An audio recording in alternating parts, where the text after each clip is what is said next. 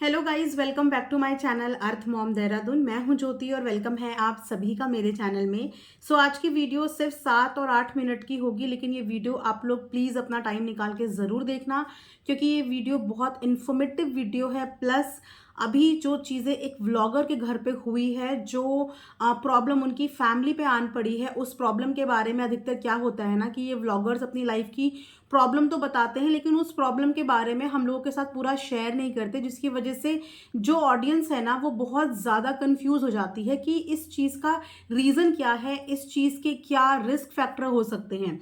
तो यही कुछ हुआ है मलिक फैमिली में। मलिक फैमिली का कल नाइट में मैंने एक व्लॉग देखा था और मैंने आज ही नाइट में ये शूट कर रही हूँ बैठ के, क्योंकि मुझे ऐसा लगा कि मुझे इस चीज़ के बारे में बात करनी चाहिए। बहुत सारे लोगों को पता ही नहीं कि ये किस बारे में बात कर रहे हैं, और शायद इन लोगों ने खुद भी बताना ज़रूरी नहीं समझा, या फिर हो सकता है कि इनके पास खुद भी इस चीज़ को बताने की पूरी इन्फॉर्मेशन ना हो। बट मुझे ऐसा लगा कि मुझे अपने एंड पे इस टॉपिक पे बात करना चाहिए, तो मैंने अपने नोट्स प्रिपेयर करे और आप लोगों के सामने बहुत सरल और साधारण शब्दों में बताऊंगी, ताकि आप लोगों को बिल्कुल ये बात समझ में आ जाए।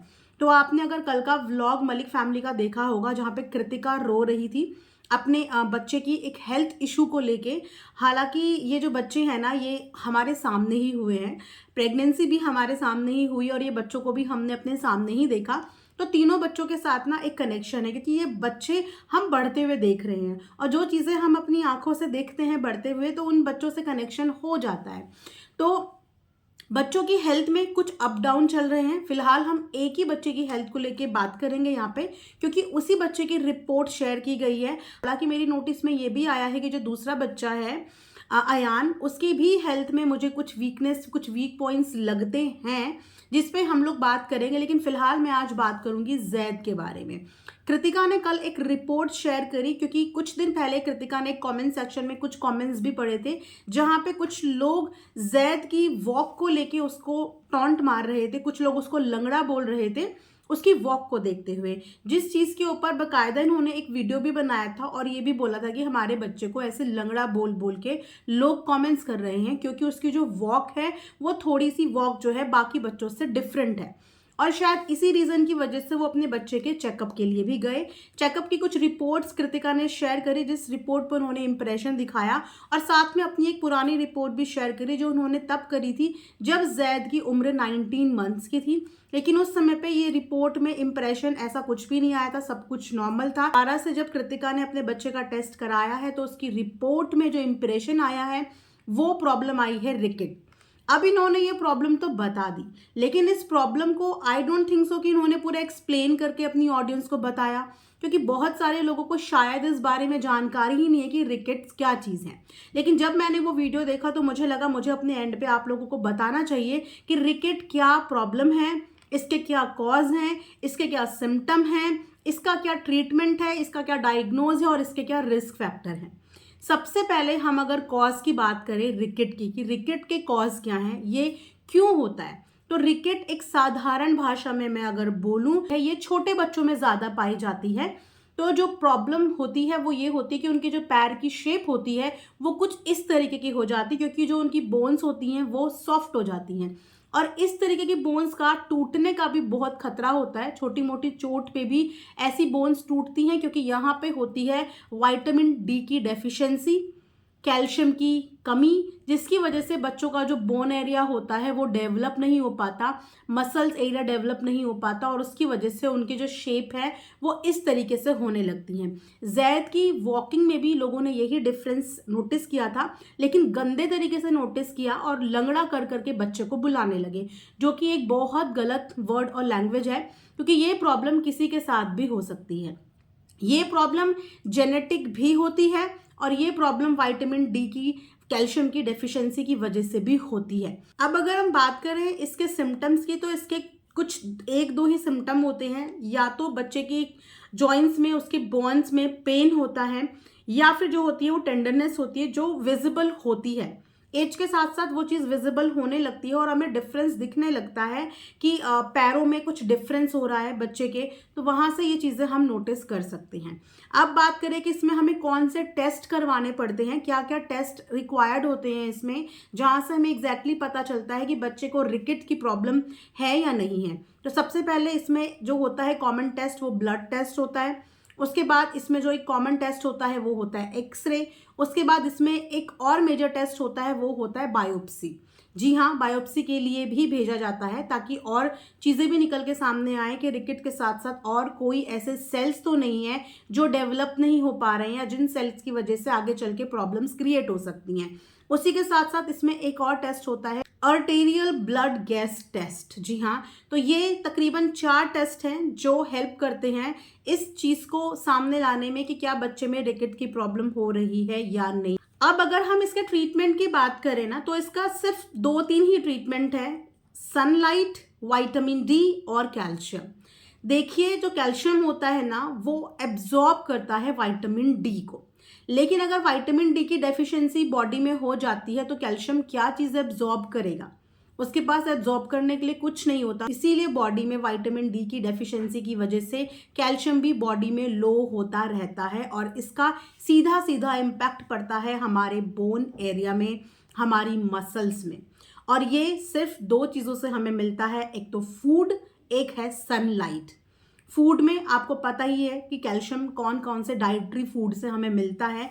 इसके लिए आप प्रॉपर डाइटिशियन से अपना डाइट चार्ट बना सकते हैं। प्लस सनलाइट, जो कि बहुत बहुत इंपॉर्टेंट है। बचपन में बेसिकली बोला जाता है कि बच्चों को सनलाइट के एक्सपोजर देना ज़रूरी होता है, ये उनके बोन डेवलपमेंट में बहुत हेल्प करता है। तो ये ही ट्रीटमेंट हैं रिकेट को ट्रीट करने के, फूड और हमारा सनलाइट। अब लास्ट में अगर बात करूं कि जो बच्चे रिकेट से सफ़र कर रहे हैं उनके लिए रिस्क और कॉम्प्लिकेशंस क्या क्या हो सकती हैं, तो डेफिनेटली हर एक डिजीज़ जो होती है हमारी बॉडी में, वो हमारी बॉडी में कुछ ना कुछ रिस्क और कॉम्प्लिकेशन भी डेवलप करती है। इसी तरीके से रिकेट भी कॉम्प्लिकेशंस और रिस्क डेवलप करता है। सबसे पहला रिस्क इसमें जो होता है वो होता है कि हड्डियों की मजबूती बहुत कम हो जाती है, जिसमें फ्रैक्चर के चांसेस बहुत हाई होते हैं। बच्चा अगर थोड़ी सी ऊपर से भी नीचे गिर गया या खेलते खेलते भी गिर गया तो उसके फ्रैक्चर होने के चांसेस इसमें बहुत हाई हो जाते हैं। दूसरा इसका रिस्क होता है कि इसमें पेन, आपको बोन पेन होता है और कभी कभी बहुत सीवियर बोन पेन भी उठ सकता है। इसी के साथ साथ हार्ट की प्रॉब्लम भी इस केस में हो सकती है। बहुत सारे बच्चों में सीजर की प्रॉब्लम भी हो जाती है। निमोनिया भी इसका एक रिस्क फैक्टर है कि जिन बच्चों के अंदर कैल्शियम विटामिन डी की डेफिशिएंसी होती है उनके अंदर निमोनिया होने के चांसेस भी बढ़ जाते हैं। प्लस ये एक लाइफ लॉन्ग डिसेबिलिटी भी हो सकती है, परमानेंट बोन इरेगुलरिटी। सो ये सारी चीज़ें हैं जो रिकेट्स के अंदर आती हैं, जो इन्फॉर्मेशन मलिक फैमिली की तरफ से आप लोगों को फुल टाइप में प्रोवाइड नहीं करी गई, जिसकी वजह से आप लोग बहुत ज़्यादा परेशान हो गए थे जैद को लेके। डेफिनेटली जब मैंने भी वो व्लॉग देखा और मैंने भी वो रिपोर्ट देखी, मैंने भी बच्चे को देखा, क्योंकि मैंने इतने दिन से फ्रैंकली स्पीकिंग व्लॉग ज़्यादा फॉलो नहीं किए थे, तो मैंने वॉक में वो डिफरेंस देखा ही नहीं। लेकिन जब मैंने ये व्लॉग कल देखा और मैंने उसकी वीडियोस मॉनिटर करनी शुरू करी, मैंने वॉक देखना शुरू करा, तो यस थोड़ा सा उसके पैर में डिफरेंस नज़र आ रहा था। और फिर उसके बाद मेरे को अचानक से वो वाला व्लॉग रिकमेंडेशन में आया जहाँ पे कुछ लोग उस छोटे से बच्चे को, क्योंकि उसके अंदर विटामिन डी और कैल्शियम की प्रॉब्लम है, उसको लंगड़ा कह के बुला रहे थे। सो ये है एक्चुअली हमारा समाज, जहाँ पे एक छोटे बच्चे को जिसके अंदर कोई इतनी बड़ी डिसेबिलिटी नहीं है, वो अभी बहुत ग्रोइंग स्टेज में है, और अगर उसकी ये प्रॉब्लम बहुत जल्दी टाइमली डायग्नोज हो गई है तो इस प्रॉब्लम का ट्रीटमेंट और सोल्यूशन भी हो सकता है।